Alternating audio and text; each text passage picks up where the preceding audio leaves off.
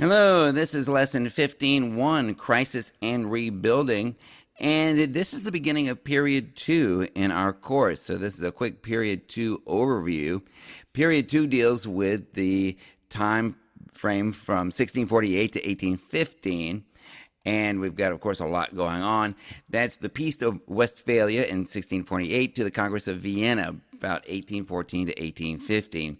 Two multinational agreements that try to establish and restore a balance of power in Europe. So that's what frames our period 2. We've got some major players, including Louis XIV, John Locke, Maria Theresa, Montesquieu, Napoleon. And so we begin with this question: what were the common crises and achievements of the 17th century European states? College Board still has us in wars of religion. We've got a big one coming up. Explain how matters of religion influenced and were influenced by political factors from 1450 to 1648. The Peace of Westphalia in 1648, which marked the effective end of the medieval ideal of universal Christendom, accelerated the decline of the Holy Roman Empire by granting princes, bishops, and other local leaders control over religion. And then we have topic 3.1, contextualizing state building. And keep in mind, we've been talking about state building ever since way back in lesson 12.5. Explain the context in which different forms of political power developed from 1648 to 1815. The struggle for sovereignty within and among states resulted in varying degrees of political centralization. The new concept of the sovereign state and secular systems of law played a central role in the creation of new political institutions. The competition for power between monarchs and corporate and minority language groups produced different distributions of governmental authority in European states. Monarchies seeking enhanced power faced challenges from nobles who wished to retain traditional forms of shared governance and regional autonomy. And within states, minority, local, and regional identities based on language and culture led to resistance against the dominant national group. Different models of political sovereignty affected the relationship among states and between states and individuals. In much of Europe, absolute monarchy was established over the course of the 17th and 18th centuries, and challenges to absolutism resulted in alternative political systems. And all of these things, they sound very, very abstract, but they will mean a lot more after we've done some learning. Let's talk about the social order. The social order and peasant life. The old rules still largely applied. The Renaissance, the Age of Discovery, the Reformation had changed a lot of things very, very little. Many continuities. Monarchs were still chosen by God to be the monarch. The upper clergy were next due to ancient bloodlines. Then you had the nobles. They made the greatest sacrifices on the battlefield. Then you had merchants. They were the most prosperous, but they were not respected because merchants were considered untrustworthy. They also held no titles. Peasants and artisans were next, the vast majority of the population. They were expected to defer to their, quote, betters. Then you had independent farmers. Below them you had small landowners and tenant farmers who didn't have enough land to be self-sufficient. And then finally you had villagers, dependent laborers, and servants. This was also still a time of famine and economic crisis. Don't forget the Little Ice Age that we talked about in our summer reading. It was still happening. Scarcity and famine were a constant threat. The Little Ice Age made the climate colder and wetter. And you had recurring famines, and these brought malnutrition, exhaustion, lower resistance to all kinds of diseases to people. And that greatly reduced the population, or at least the population's ability to expand. Industry suffered. There were high prices, there were stagnant wages, and there was unemployment. When you have bad crops, you don't have much grain, and the price of bread goes up. And so the price of bread rose. Women often rioted. There were bread riots that happened all over. And they would sometimes raid bakeries and sell the bread for what they considered to be, quote, a just price. They often attacked convoys that carried grain away from the country into the cities. And the idea of the moral economy emerged. And the moral economy was the idea that the needs of the community outweighed one man's need for a profit. The 30 Years' War. Explain why and how the 30 Years' War took place. Overview. The 30 Years' War was the biggest, worst, and last of the wars of religion. More than a third of the population of Germany were killed. And keep in mind, when we talk about Germany right now, we're talking about a geographical expression. It's not a unified country, won't be for a long time. People finally saw the futility and the suicidal nature of such wars. And it marked a transition between the Renaissance Reformation era and the era of nation building. It was also a big nail in the coffin of the Middle Ages. The Middle Ages is dying a very, very slow death. Historians disagree, really, on when the Middle Ages ended. It really depends on which factors you look at. The 30 Years' War was a multifaceted, complex war. It was a religious war. It was a German civil war. It was an international war. It was a war of land grabbing and competing agendas. And the nature of this war shifted over the 30 years over which it took place. So what were the causes of this 30 Years' War? Well, of course, there was fear and hatred and resentment between Catholics and Protestants, and that had been building up for a long time, all the way up to the Peace of Augsburg and beyond. There was universal dissatisfaction with the Peace of Augsburg. The Peace of Augsburg had really been more of a truce than a peace. Calvinists, an increasing presence, had not even been included in the treaty. And the Peace of Augsburg also left Germany religiously and politically divided. The Treaty of Augsburg did absolutely nothing to promote religious tolerance. And then the Counter-Reformation, the Catholic Reformation, wanted a Catholic Europe again. And here comes Ferdinand II. He was soon to become the Holy Roman Emperor in 1619 to 1637. Ferdinand II was a Habsburg. Our buddy Charles V had been Ferdinand II's great uncle, in other words, his grandfather's older brother. Ferdinand II was also the Archduke of Austria. He was also the King of Hungary, and most problematic of all, he was also the King of Bohemia. He was a staunchly Catholic king of a staunchly Protestant country in Bohemia. He was also a staunch supporter of the Catholic Reformation, or, in other words, the Counter-Reformation. Two names for the same thing. His parents had him educated at a Jesuit school in order to keep him away from Lutherans. And he felt that his predecessors, like Charles V, had been too soft on the Protestants. So Ferdinand II started taking away rights from Protestant nobles. This led to the Bohemian Revolt. So Ferdinand II sent his imperial regents to Prague to address the Bohemian National Assembly.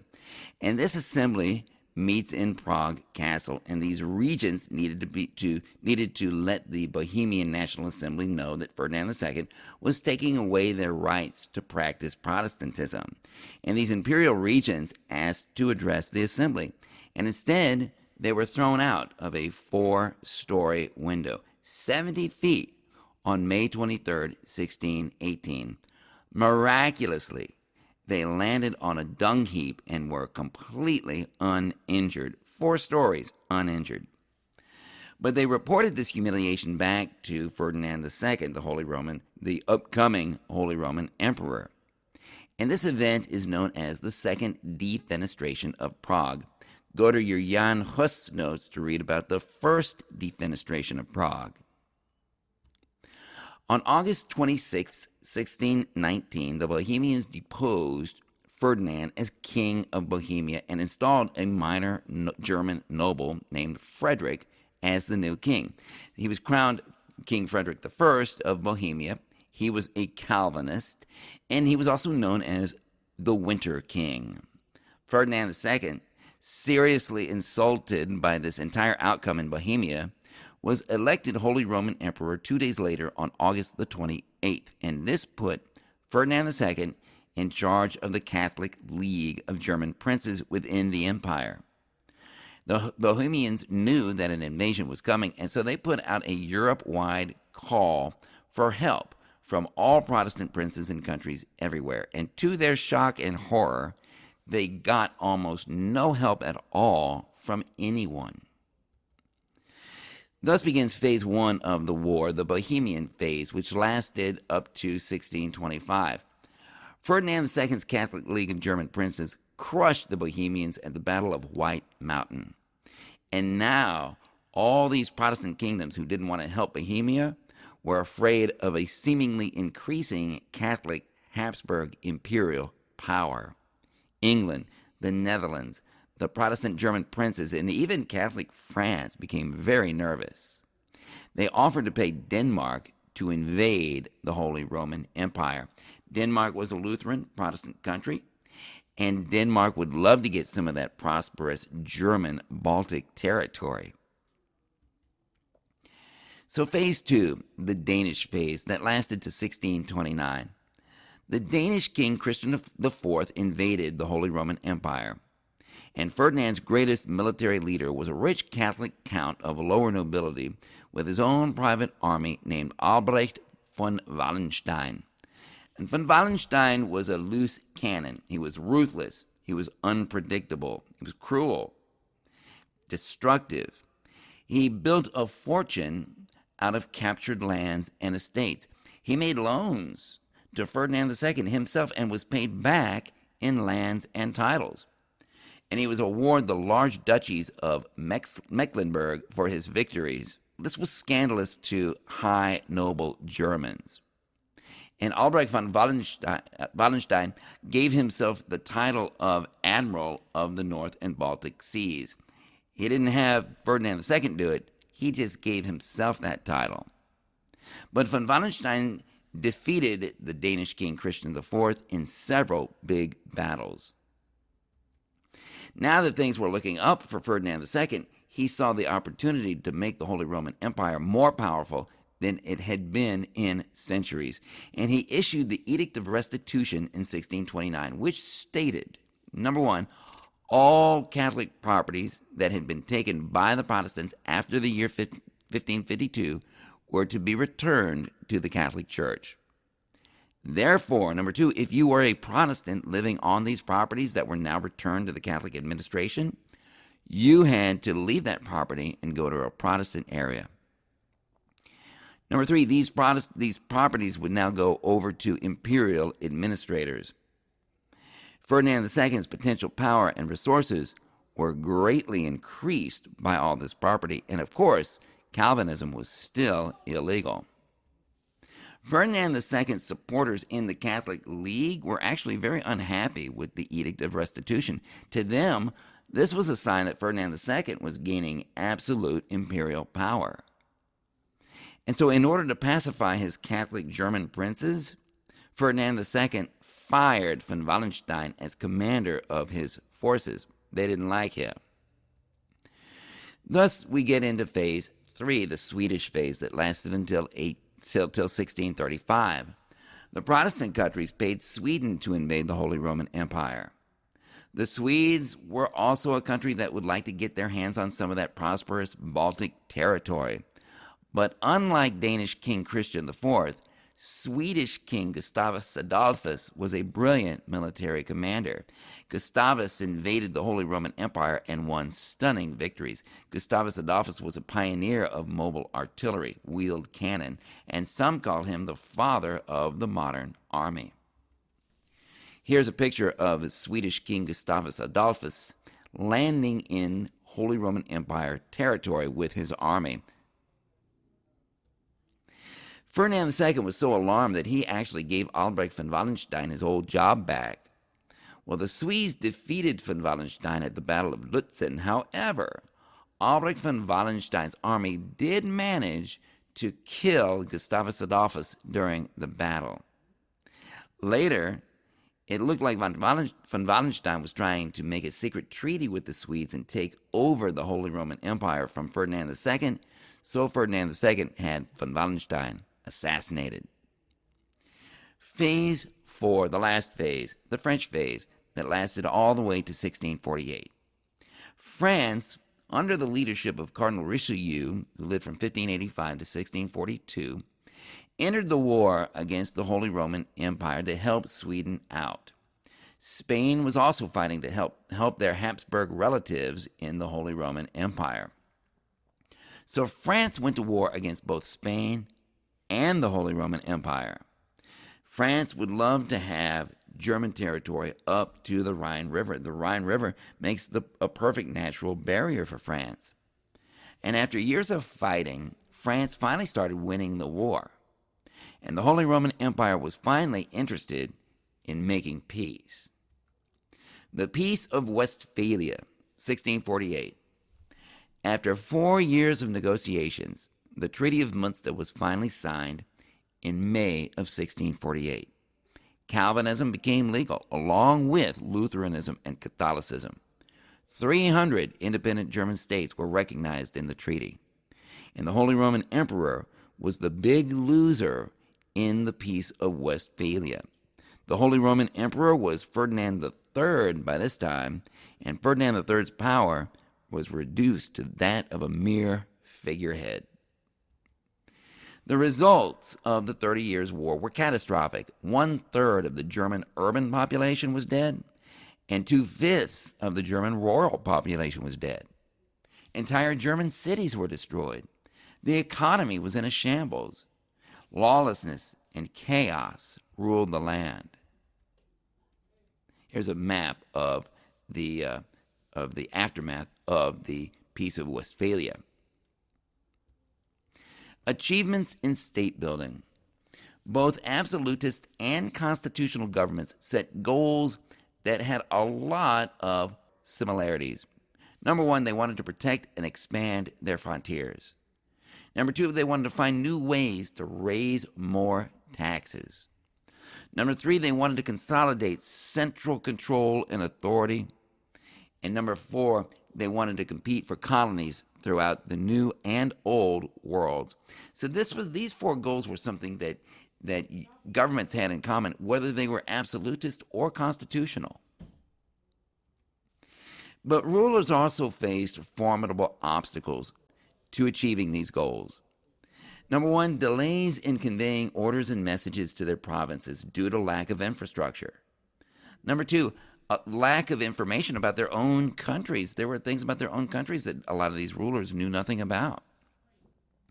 Three, lots of local established power structures that didn't want to cooperate. And four, linguistic diversity, which limited subjects' willingness to obey a king that they couldn't understand. Gradually, both absolutist and constitutional governments won out against these obstacles that they faced. They achieved greater taxation and greater tax revenue. They were able to fund greater numbers of armed forces. Their bureaucracies became more professional, more competent, and more efficient. And these things assured that governments could force greater obedience from their subjects. Over time, these governments achieved a level of centralized power that approached the definition of sovereignty. They had clearly defined borders and boundaries. They had a monopoly on the use of force within these boundaries, and they had a monopoly on the instruments of justice within these boundaries. These three things really define the idea of sovereignty.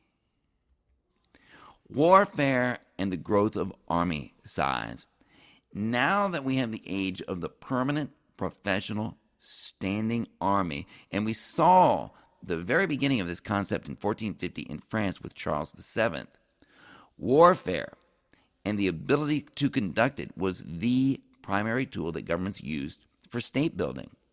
Soldiers now had a chain of command that they were required to follow. It wasn't like that in the Middle Ages.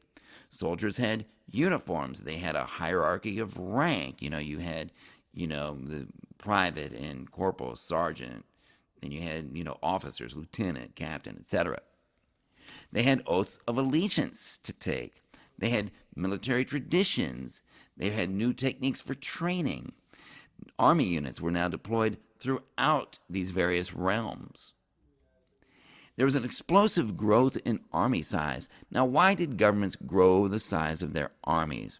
Well, the answer was because now they could. They had always wanted to. But now they had better methods of taxation and more money. They had better methods of deployment, billeting. They were fed by nets of depots linked by supply lines. And these bigger armies, they didn't just sit around idle. These armies were fighting constantly. Noble officers actually purchased their commissions, and this was very common. Today we would think this was a terrible thing. But for example, the Duke of Wellington, who defeated Napoleon at the Battle of Waterloo, he had purchased his commission. Men of nobility were considered inherently better, more intelligent, more competent than regular people. So nobody really had a problem with the idea of them purchasing their military commissions. And these officers were often battle-hardened, experienced soldiers. These noble-born officers led their own men in battle. They died at high rates, and they assumed many of the costs of maintaining their units out of their own pockets. In fact, to this day, a U.S. soldier is responsible for buying his own uniform. And they often went into debt in order to pay those costs. Other countries in Central and Eastern Europe were forced by France to follow suit and raise large armies of their own. Great Britain built the largest navy in the world. As an island, Great Britain would be better served by a navy than by a land army. You don't have as much need for a land army if you can keep an invader from hitting the beach. Large armies and popular political action, in other words, revolts. Large armies require two things: high taxes and lots of food. And this demand for food drives up the price of food for everyone else. Uprisings against both high taxes and high food prices were common throughout Europe during this time. For example, in Spanish-controlled Italy, revolt leaders in Palermo and Sicily wanted to establish tax exemptions for the nobles, and they also protested the high price of bread, and this revolt was put down by the Spanish state. In France, urban uprisings became frequent all over France. There was a deep popular anger at tax collectors. Authorities struggled to overcome popular revolts the best way. If you go in too aggressively, you create martyrs. And taking control of an entire city was expensive. Such limitations of a king's authority gave leverage to rebels. Kings had not quite yet achieved the kind of central authority that they needed in order to be in complete control. Governments often had no choice but to negotiate with rebels and give concessions to them. Over time, increased centralization and military support decreased that leverage that the rebels enjoyed. Swift and severe punishment went to those who publicly opposed royal policies and taxes.